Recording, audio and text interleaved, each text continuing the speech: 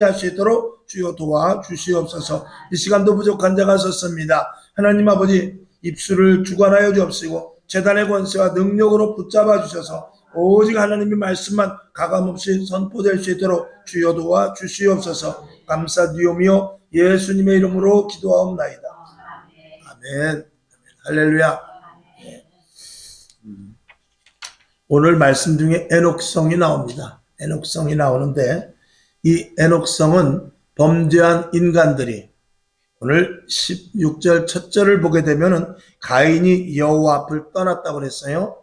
가인이 여호와 앞을 떠나서 에덴 동편 노 땅에 거하고, 그리고 17절에 보면은 성을 하나 지었는데 이름을 에녹이라 그랬어요. 에녹성이라는 것을 쌓은 것을 보게 됩니다. 이 가인이 하나님을 떠난 것은 가인이 자기 동생 아벨을 죽였기 때문에 그래요. 최초의 살인자입니다. 가인이 아벨을 죽이고 그리고 나서 하나님을 떠나게 됩니다.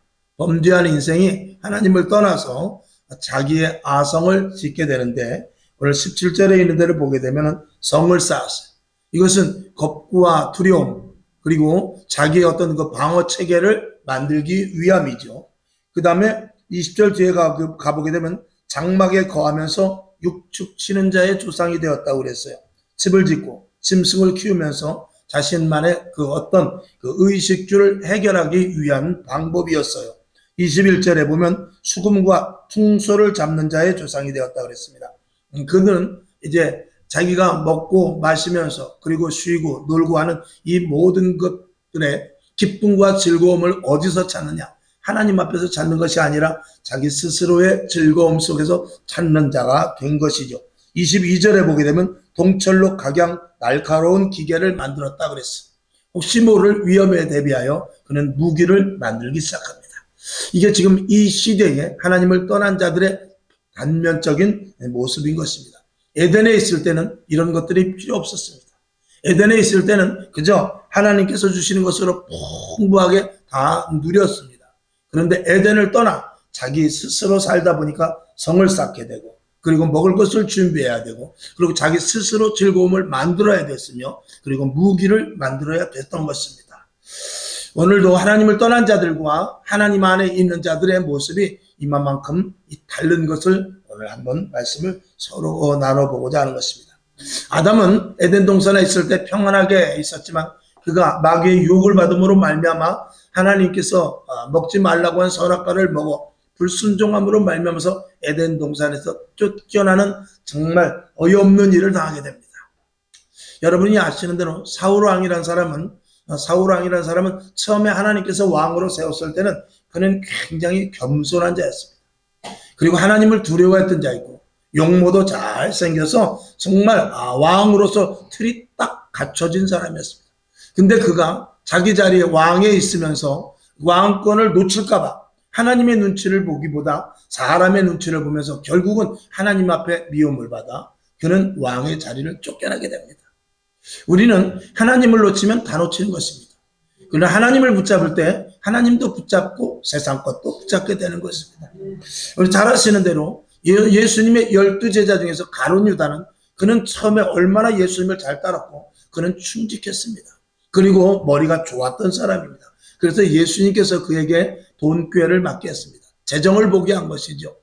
그래서 그는 재정을 가지고 정말 충실하게 잘 하다가 어느 날 욕심이 들어와서 돈을 뒤로 빼돌리기를 시작합니다. 그리고 결국 돈 때문에 예수님을 배반하고, 그리고 그 예수님을 배반한 것에 대하여서 가책을 받아 그는 스스로 자살을 하고 맙니다. 이렇게 하나님을 떠난 자들은 하나님을 미워하고 또 하나님을 의심하고 또 하나님에 대하여서 자기의 불신을 갖고 자기의 그 어떤 자기의 생각이 들어간 자들의 모습을 성경은 많이 기록을 하고 있습니다. 오늘 하나님께서 우리를 부르셔서 저와 여러분도 마찬가지입니다. 죄종도 마찬가지고 성도들도 마찬가지고 모두가 다 자기 생각이 들어가게 되고 하나님을 떠나게 되면 모두가 다 오늘 성경에 이 타락된 이들과 똑같은 모습으로 받게 될 수 없는 것이죠. 죄종은 죄종으로서 자기 위치를 분명히 지키고 성도는 성도로서의 가치를 가지고 하나님의 자녀답게 살 때 하나님께서 여러분에게 필요한 복, 그리고 각자에게 주실 만한 은혜를 다 주시죠. 하나님은 부르실 때 마치 사람을 군대에서 불렀을 때는 이미 국방부에서 먹고 마시고 입고 이런 모든 것들을 다 준비해 놓듯이 하나님께서 우리를 부르셨을 때는 우리에게 먹고 마시고 입고 필요한 모든 것들을 다 준비하고 우리를 부르신 것입니다. 하나님께서 이스라엘 백성들을 애굽에서 끌어내어 홍해를 건너 광야에 있게 하실 때는 이 광야의 벌판, 정말 풀 한 폭이 없는 그런 벌판이지만 하나님께서는 다 준비하고 그들을 불러낸 것입니다. 사람들은 불평했습니다. 사람들은 왜 이런 곳으로 데리고 가는가? 사람들은 왜 낮에 이 뙤약볕에 밤에 이 추운 곳에 그리고 풀 한 폭이 없고 먹을 물도 없는 이런 곳으로 데려왔나 했지만 그곳에서 철저하게 하나님께서는 이스라엘 백성들을 먹이시고 입히시고 40년 동안 걸으면서 신발, 옷도 헤어지지 않았다고 그랬습니다. 그만큼 하나님께서 지켜주셨지만 그들은 불평과 불만의 연속이었기 때문에 그들은 결국 가나안 땅을 들어가지 못했습니다.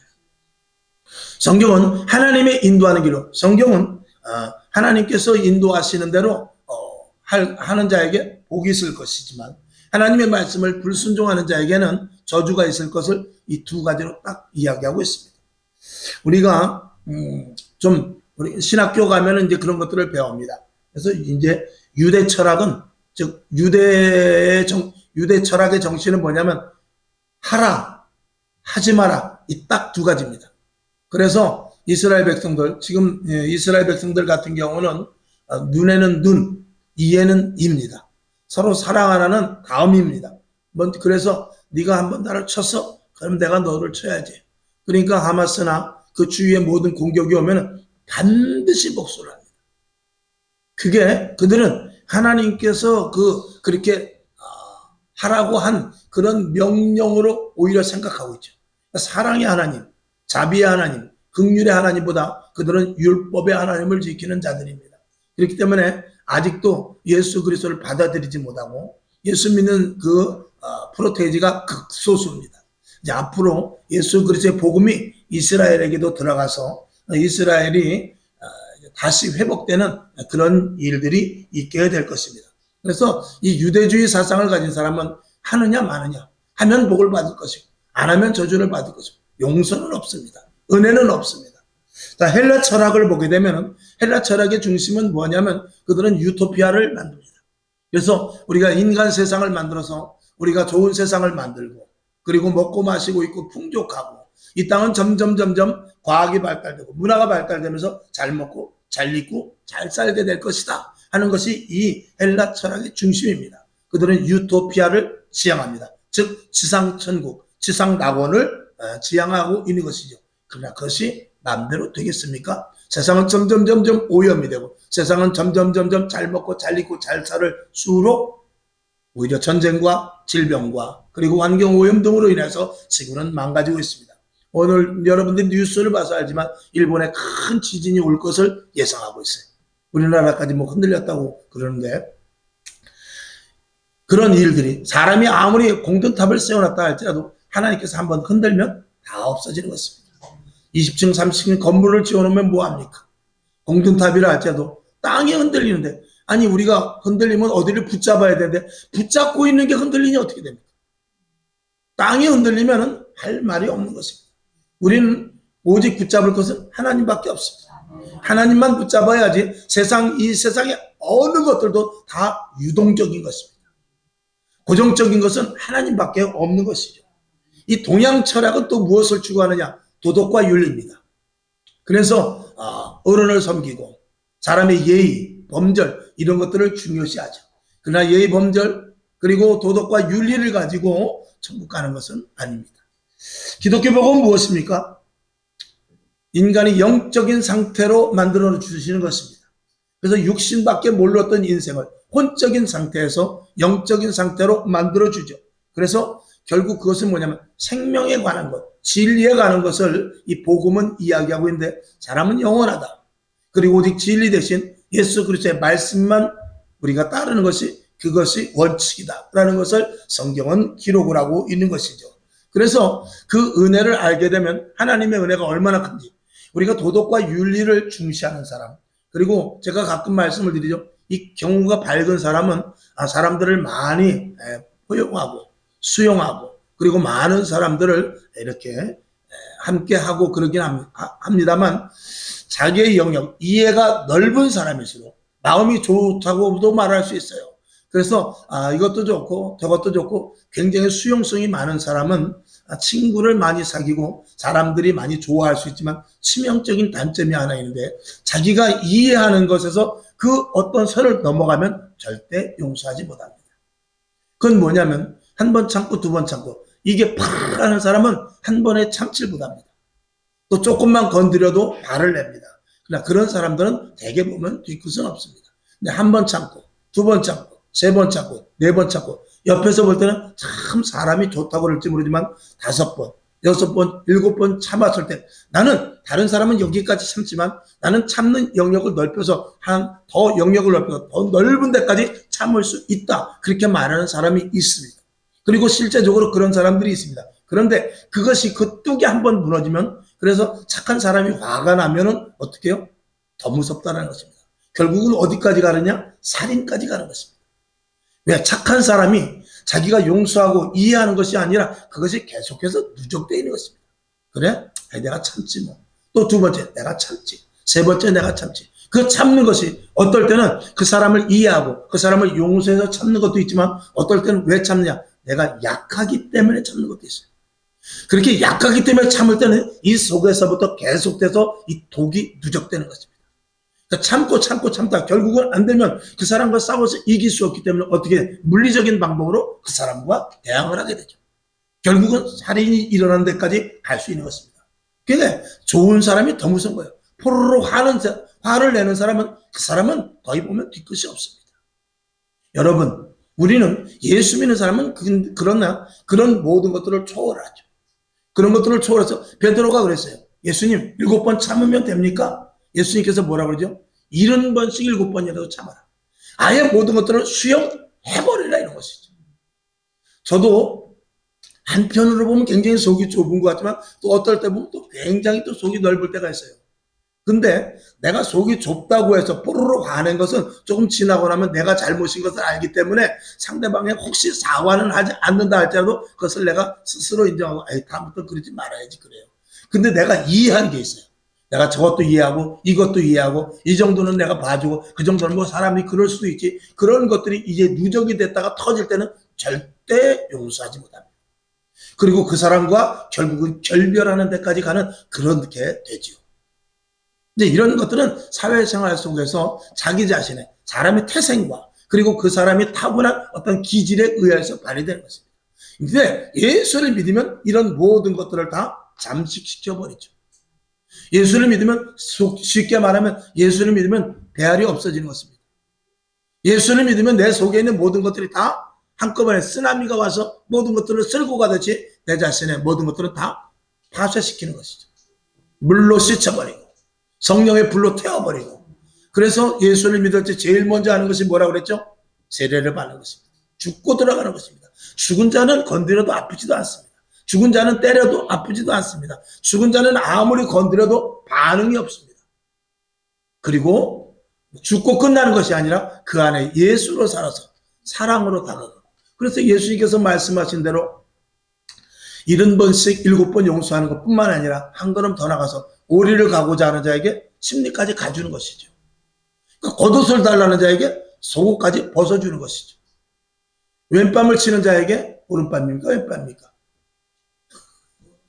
오른뺨을 치는 자에게 왼뺨까지 다른 편이라고 성경에 아마 되어 있을 거예요. 다른 편까지 돌려대는 것입니다. 오른뺨을 친다는 것은 여러분이 옆에 사람을 한번 때려보십시오. 왼편을 때립니까? 오른뺨을 때립니까? 한번 때리는 시중해봐요. 왼뺨을 맞습니까? 오른뺨을 맞습니까? 대개 왼뺨을 맞습니다. 왜? 오른손으로 때리기 때문에. 근데 오른뺨을 치는 자라는 것은 뭐냐면 이렇게 때렸다는 거예요. 이렇게 때리는 건 이거 굉장히 기분 나쁜 겁니다. 이렇게 때리는 거와 이렇게 때리는 건 틀려요. 이렇게 때리는 건 화가 나서 때리는 거지만 이렇게 때리는 건 상대방을 굉장히 무시하는 것입니다. 오른편 뺨을 맞았다는 것은 이렇게 쳤다는 거예요. 손등으로. 그럼에도 불구하고 다른 뺨까지 돌려대라는 거예요. 이게 예수 믿는 사람의 초월적인 믿음으로 말미암은 사람이 된 것이죠. 여기까지 갈 수 있습니까? 사람으로서는 할 수 없습니다. 도저히 불가합니다. 성인 군자라도 안 됩니다. 어느 날 갑자기 그것이 모아서 폭발을 해서 결국은 물리적인 힘을 가해지는 데까지 가게 되는 것이 사람인 것입니다. 그러나 배알도 없이 그런 것까지 다 건널 수 있고 그런 것까지 다 수용할 수 있는 사람이 있으니 그것을 본을 보여주신 분이 예수님이고 그리고 하나님을 믿는 자들입니다. 하나님을 믿는 자들 어떤 사람들? 성령의 사람입니다. 그리고 부활의 신앙을 가진 자입니다. 지금 한 달 동안 계속 부활 신앙에 대해서 계속 설교를 하고 있습니다. 한 번도 잘 안 나오는 사람이 있는데 내가 그냥 놔둘 거예요. 그냥 놔둬야지 어떡했어? 죽여 살려 아니면 끌고 와. 그래서 부활신앙 30일 동안 계속 죽기 살기로 하는데 그랬거나 말았거나 신경도 안 쓰는 사람 많이 있어요. 내가 그냥 둔다니까요. 하나님이 처리하셔야지 내가 어떻게 하겠어. 어쨌든 간에 부활신앙으로 말미암아서 새롭게 변화된 자들은 그것을 할 수 있는 거예요. 나는 못해요. 우리는 어떤 사람이라 할지라도 끝까지 참는 것은 절대 못합니다. 언젠가는 뚝이 터지게 되어 있어요. 그러나 예수를 믿고 완전히 변화된 사람만이 그런 모든 것들을 수용할 수 있고 성경에 있는 사람의 그 희생, 수고 그리고 예수님께서 교훈으로 말씀한 것까지 갈 수 있게 되는 것입니다. 여러분에게 다시 한번 부활의 완전한 신앙, 새로운 피조물로서 거듭나는 시간 될 수 있기를 주님의 이름으로 축원합니다. 근데 그렇게 하는 사람은 하나님의 은혜를 아는 사람입니다. 오늘 어제도 말씀을 드렸습니다만 부활신앙에 대해서 마리아와 같은 사람, 막달라 마리아와 같은 사람은 하나님의 은혜를, 예수님의 은혜를 정말 가슴속 깊은 곳까지 도달된 사람입니다. 그는 예수 그리스도를 따라가는 데 있어서 죽는 데까지 따라갔던 사람. 그런 완전한 변화에 이르는 저와 여러분이 될 수 있기를 주님의 이름으로 축원합니다. 우리는 무엇으로도 사실 하나님의 은혜를 갚을 수 없습니다. 우리가 예수를 믿고 그리고 영원한 천국을 또 이 땅에서 변화된 모습으로 정말 그리스도인으로서 인간으로서 최고의 가치를 갖고 사는 것, 여러분 용서할 수 있다는 것, 남을 수용할 수 있다는 것, 그리고 사랑으로 말미암아 사람들을 포용할 수 있다는 것은 인간만이 가진 최고의 가치입니다. 그것은 물론 절이나 다 종교에서도 그런 부분이 있을 수 있습니다만 그것보다도 더 고차원적인 인간으로서 최고의 가치를 가질 수 있는 것은 이 그리스도인밖에 없다라고 분명히 말씀을 드리는 것이죠. 자, 성경을 한번 보겠습니다. 이사야 55장 1절을 한번 보겠습니다. 자, 시작. 너희 목마른 자들아 물로 나오라. 돈 없는 자도 오라. 너희는 와서 사 먹되 돈 없이 값 없이 와서 포도주와 젖을 사라. 주님께서 여기 뭐라 그러냐면 너희 목마른 자들아 물로 나와라. 그리고 돈 없는 자도 오라. 너희는 와서 사 먹되 돈 없이 값 없이 와서 포도주와 젖을 사라. 예수님께서 말씀하십니다.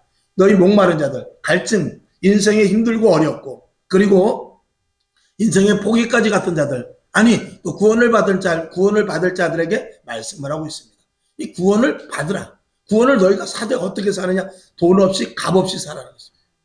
돈 없이 값 없이 사라는 것이 무엇입니까? 주님께서 거저주시는데 오늘 여기서 다른 그 주석학자들은 어떻게 해석을 했든지 간에 저는 이 성경을 보면서 나름대로 계속 묵상을 했습니다. 도대체 여기 보면 돈 없는 자도 오라고 그랬고 그리고 또 사 먹으라고 그랬는데 돈 없이 값 없이 와서 사라고 그랬어요. 아니 사 먹으라고 그래놓고 돈 없이 값 없이 사 먹으라는 건 그건 도대체 무슨 말인가? 너무나 어려운 말 아니겠습니까? 해석이 되질 않지 않습니까? 한참은 제가 성경을 읽고 또 읽고 수석을 찾아봐도 답이 안 나와요. 또 인터넷을 검색해봐도 답이 안 나와요. 도대체 무슨 뜻일까? 하면서 나름대로 제가 읽어본 결과는 뭐냐면 너희는 와서 사 먹되 라고 했을 때 저 사 먹되 속에는 예수님께서 사놓았다 그 말입니다. 예수님께서 사놓은 것을 너희가 값없이 가져가라 그 말입니다. 제가 해석하고도 깜짝 놀랐어요. 주님께서 모든 것들을 다 지불했다는 거예요. 구원받을 모든 것들을 주님께서 다 지불했는데 너희는 값없이 돈 없이 와서 그냥 가져가라. 오늘도 우리들은 예수 믿는 것에 대해서 우리는 뭐 돈 주고 예수 믿는 건 아니지 않습니까? 공양미 300석을 가지고 심청이가 소경의 눈을 뜨게 하듯이 그런 건 아닙니다. 우리는 돈으로 구원을 살 수 없습니다. 만일 돈으로 구원을 살 수 있다면 그거는 그 가치는 한계가 있을 것입니다. 돈으로 살 수 있는 것이 아니고 이 땅에서 어떤 방법으로 수행을 해서 될 일도 아닌 것입니다. 구원받는다는 것은 오직 예수 그리스도께서 십자가에 못 박혀 죽으셨기 때문에 우리에게 값없이 준 것입니다. 이것 외에는 다른 답이 없다라는 것입니다. 그것이 감사요. 그것을 은혜라고 하는 것입니다. 은혜는 갚을 수 없습니다. 은혜는 예수 그리스도의 피값을 저희가 뭘로 갚겠어요? 기도해서 갚습니까? 예배드려서 갚아요? 내가 집을 팔아서 갚아요? 갚는 것이 아닙니다. 어떻게 하는 것이냐? 감사하는 거예요. 하나님 감사합니다. 하나님 감사합니다. 하나님 감사합니다. 그 눈물을 흘리며 가슴을 치면서 하나님 감사합니다. 그 감사로 주님 앞에 영광 올리는 그런 그 방법밖에는 없습니다. 오늘 예배 주체가 무엇입니까? 하나님 앞에 영광을 올리지만 우리 감사의 예배를 드리는 것입니다. 기도의 주체가 무엇입니까? 우리가 구하고 찾고 두드리고 하는 것이 기도지만 제일 먼저 우리가 선행되는 것은 하나님 감사합니다. 우리가 세상을 살아나가는 데서 힘들고 어렵지만 그럼에도 불구하고 우리는 하나님 감사합니다. 왜? 모든 것이 예수 그리스도의 피값으로 지불이 됐기 때문에 그런 것이죠. 그래서 우리는 감사한 것입니다. 자, 오늘 아담의 계보를 한번 좀 봐야 되는데 오늘 이 중요한 말씀을 한마디 올리고 말씀을 마쳐야 되겠는데, 자, 창세기 5장 3절을 한번 보겠습니다.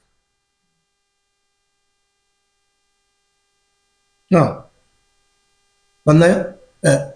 5장 3절이 있나요? 아니다. 예. 창세기 11장 4절.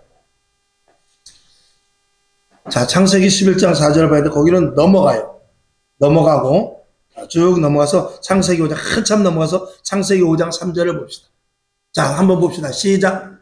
아담이 130세에 자기 모양 곧 자기 형상과 같은 아들을 낳아 아들을 셋이라 하였고 그랬습니다. 자, 아담이 몇 세에 아기를 낳냐면 130세에 낳았다고 그랬어요. 자, 몇 세에 낳은 것은 뭐 그렇게 중요하지 않습니다. 근데 자기 형상과 같은 아들을 낳고 이름을 뭐라고 그랬냐? 셋이라고 그랬어요. 셋. 그러면 이 아담의 아들 셋이 첫 번째 아이냐? 그건 아닙니다. 셋이라고 썼으니까 몇째 아들일까요? 셋째예요. 셋은 셋째 아들입니다.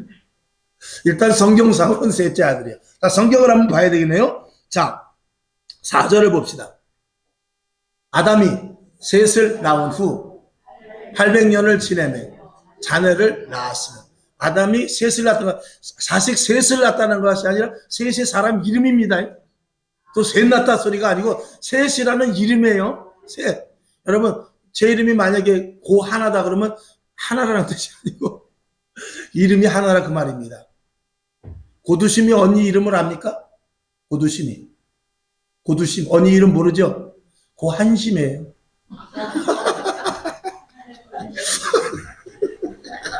몰랐죠? 고두심이 언니 이름은 고한심. 그러니까 두심이지. 자, 5절을 봅시다. 그가 930세를 향수하고 죽었더라 그랬어요. 자, 그 다음에 창세기 4장 1절을 봅시다. 자, 시작. 아담이 그 안에 하와와 동침하매 하와가 잉태하여 누구를 낳았죠? 가인을 낳습니다.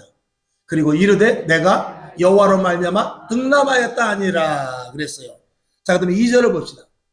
그가 또 가인의 아우 동생이죠. 아벨을 낳았는데 아벨은 양치는 자였고 가인은 농사하는 자였더라. 자, 자식을 둘을 낳았어요. 그래서 큰아들을 낳았는데 가인이라고 지었어요. 그는 농사하는 사람이었어요. 그리고 동생을 낳았는데 아벨을 낳았습니다. 아벨은 양을 치는 자였어요. 자, 그런데 조금 또 넘어가야 되겠네요. 창세기 4장 26절을 봅니다. 자, 시작. 셋도 아들을 낳고 그 이름을 에노스라 하였으며 그때 사람들이 비로소 여호와의 이름을 불렀더라 그랬어요.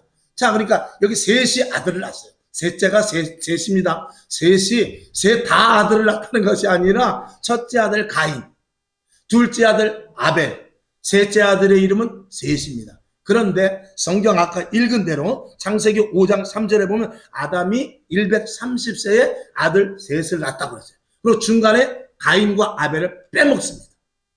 족보에도 그렇게 빼먹었어요. 그럼 왜 빼먹었느냐? 오늘 그 답이 바로 4장 26절을 보겠습니다.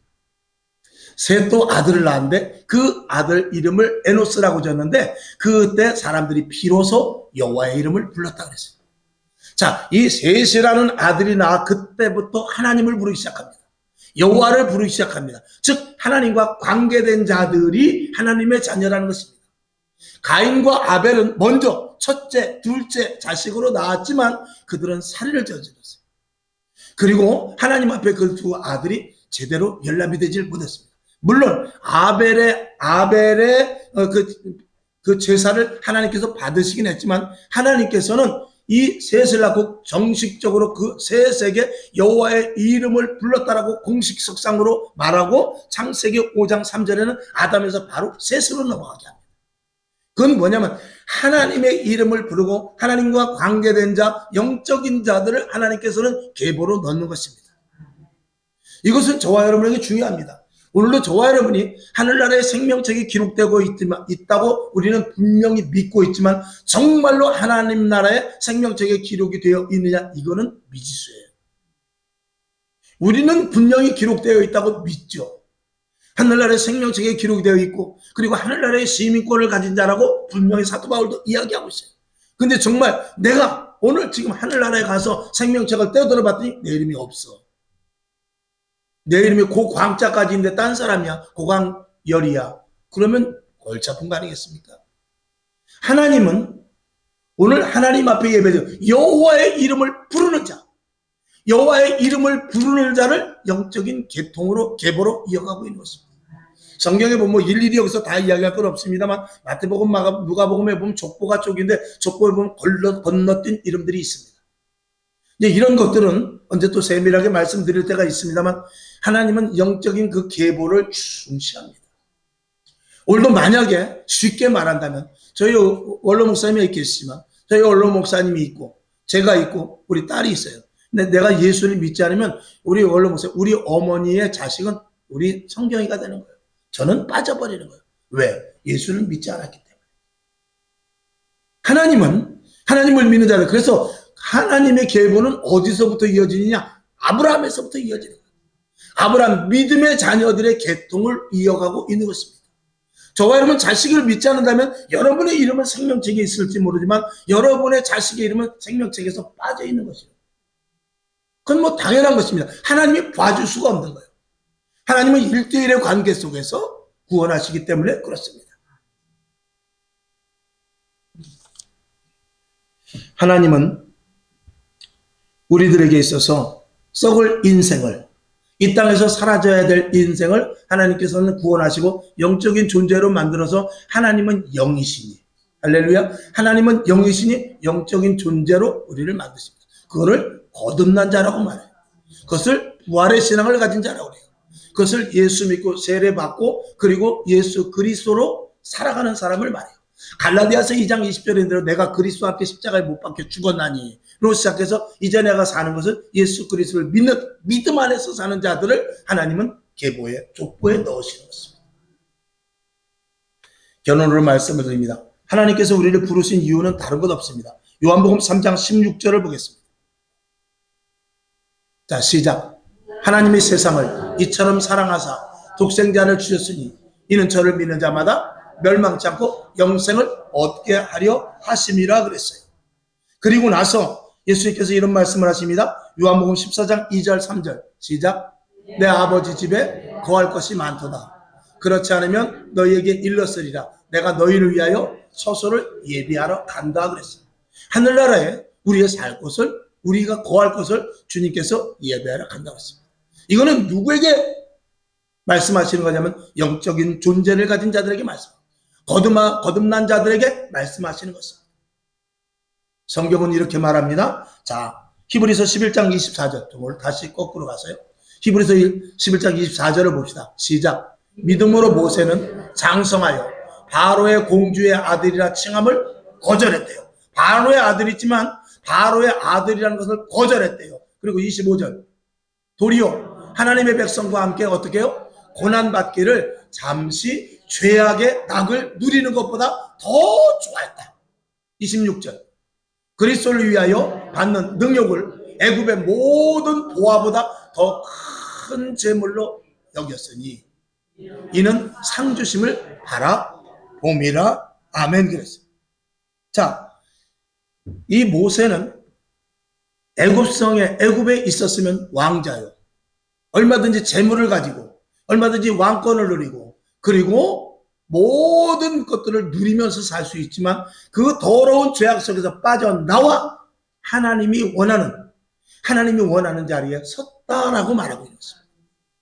우리 믿는 자들의 바로 본연의 모습이어야 돼요. 우리 믿는 사람은 세상 속에 얽매여 사는 것이 아니라 세상 사람들과 함께는 하지만 거기에서 항상 구별된 사람이 돼야 돼요. 그래서 더러운 곳에 갈 수 없고 혼탁한 곳에 합류할 수 없고 세상 사람들이 좋아하는 곳에라도 내가 갈 수 없는 것입니다. 제가 항상 말씀을 드리죠. 법에 걸리지 않아도 하나님의 사람으로서 해야 되지 못할 부분들이 있는 것입니다. 여러분, 경마장에 가는 것이 법에 걸리지는 않습니다. 누구나 갈 수 있습니다. 정선 카지노 도박장에 갈 수 있어요. 그러나 예수 믿는 사람은 거기 가면 안 됩니다. 왜 그렇죠? 구별된 사람이기 때문에. 우리는 그것을 알아야 돼요. 그만큼 세상 사람들과 구별된 모습이고 세상 사람들과 육적인 존재가 아니라 영적인 존재라는 것을 우리는 알아야 돼요. 그 흔한 노래방을 우리는 갈 수 없습니다. 왜? 아니, 가는 것이 죄는 아니에요. 갈 수 있어요. 그러나 신앙이 자라고 점점 육의 사람에서 영적인 사람으로 변화될수록 예전에는 그렇게 즐겁고 좋았던 노래방이, 예전에는 그렇게 야구장이 즐겁고 축구장이 좋았던 것들이 점점 시끄러워지기 시작합니다. 점점 냄새가 나기 시작합니다. 점점 더러운 곳으로 보이기 시작해요. 그래서 술, 담배도 다 끊게 되는 것이에요. 이것이 육신의 사람으로서 영적인 사람으로 진행되는 과정에서 일어나는 일들입니다. 이 과정이 없다면 그리스도인으로서 장성한 분량에 이르지는 못하는 것이에요. 언제든지 어린아이의 신앙입니다. 결론으로 말씀을 드리죠. 여러분, 그리스도인으로서 자부심을 가져야 돼요. 하나님의 자녀인 것입니다. 이 온 우주 만물을 창조하신 하나님의 자녀라는 것입니다. 그래서 육적인 먹고 마시고의 일에 우리는 집중하는 것이 아니라 영원한 천국을 바라보고 이 땅에서 죽어져가는 영혼들, 하나님이 기뻐하시는 교회를 세우는 일에 우리는 생명을 거는 것이죠. 그래서 주님께서는 우리들에게 보장성으로 이야기를 했어요. 너희는 먼저 그의 나라와 그의 의를 구하라. 그러면 이 모든 것, 먹고 마시고 입고의 이 모든 일로 다 너희가 내가 있어야 될 것을 하늘의 천부께서 다 알고 계신다 그랬어요. 먹고 마시고의 일들을 내가 다 안다니까. 그런 거 구하지 마. 공중의 새를 봐라. 누가 먹이냐. 들의 백합화를 봐라. 누가 입히냐. 하물며 너희들일까 보냐라고 이미 단서 조항을 말씀해놓고 너희는 오직 다른 거 하지 마. 영적인 것에 대하여서 관심을 가져. 영적인 부분에 대해서 집중을 하라. 이렇게 말하고 있습니다. 그러면 나머지 것은 다 자석에 이 쇠붙이가 끌려오듯이 오게 된다는 것입니다. 거기를 따라가는 것이 아니라 그것이 우리에게 끌려온다는 것입니다. 이런 사람은 당당합니다. 이런 사람은 세상에 나가서 내 호주머니에 돈 10원짜리 하나 없어도 당당합니다. 먹을 것, 입을 것 이런 것들은 치사해서 구하는 것이 아닙니다. 그런 것들에 대해서는 하나님께서 이미 때가 되면 사람을 만나서 먹게 해주고 사람을 만나서 입히게 해주고 사람을 만나서 다 모든 것들을 풍족하게 해주십니다. 그런 영적인 존재로 거듭나는 여러분 될 수 있기를 주님의 이름으로 축원하며, 오늘 사람들은 애녹성을 쌓습니다. 애녹성을 쌓아서 어떻게 하면 먹을까? 어떻게 하면 입을까? 어떻게 하면 내 인생이 보장될까? 어떻게 하면 내 성을 쌓을까? 어떻게 하면 내가 무기를 만들까? 여기에 집중하고 있을 때 우리는 그런 것이 아닙니다. 우리는 에덴에 있는 자로서, 우리는 하나님의 영역에 있는 자로서 은도 내 것이요 금도 내 것이라고 했어요. 주 안에 거하는 자가 되어서 주님으로부터 주시는 신령한 것과 주님으로부터 주시는 풍성한 것을 누릴 수 있는 여러분 될 수 있기를 주님의 이름으로 축원합니다. 아버지 하나님 감사합니다. 오늘 말씀이 각인되게 하시고 오늘 말씀이 우리 속에 들어와서 정말 우리는 신령한 자들이요, 영적인 존재들이요, 하늘나라의 시민권을 가진 자들이요, 생명책에 기록되어 있는 자들임을 분명히 믿어 의심치 않도록 도와주시옵소서. 예수님의 이름으로 기도합나이다. 아멘.